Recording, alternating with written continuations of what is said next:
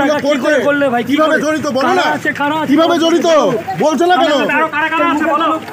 কিভাবে কিভাবে করতে কাজগুলো বলো তো কৃষ্ণপদ, কিভাবে করতে কাজগুলো বলো না কৃষ্ণপদ, বলো না কৃষ্ণপদ, বলো না কিভাবে কাজ করতে, বলো না কিভাবে কাজ করতে।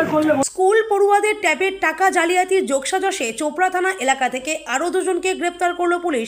ধৃতদের বাড়ি ঘিরনিগাঁও গ্রাম পঞ্চায়েতের এলাকায়। চোপড়া থানার পুলিশ সূত্রে জানা গিয়েছে, লালবাজারের গোয়েন্দা বিভাগের একটি দল চোপড়া থানার পুলিশের সহযোগিতায় মঙ্গলবার রাতে অভিযান চালিয়ে সারিফুল ইসলাম ও কৃষ্ণপদ বর্মন নামে দুজনকে গ্রেপ্তার করেছে।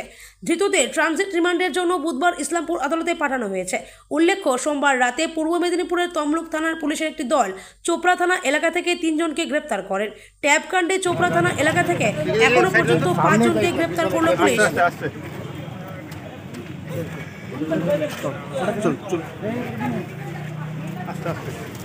কিভাবে এই টাকাগুলো তোমরা এই করলে বাচ্চাদের টাকা এত টাকা কিভাবে কিভাবে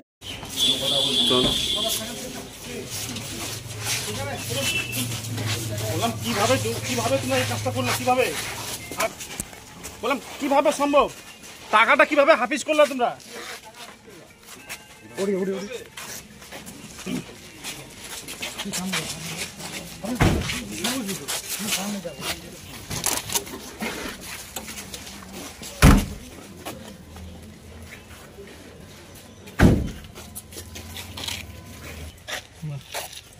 চলো চলো চলো, ওই মেডিকেল কাগজটা নিতে হবে।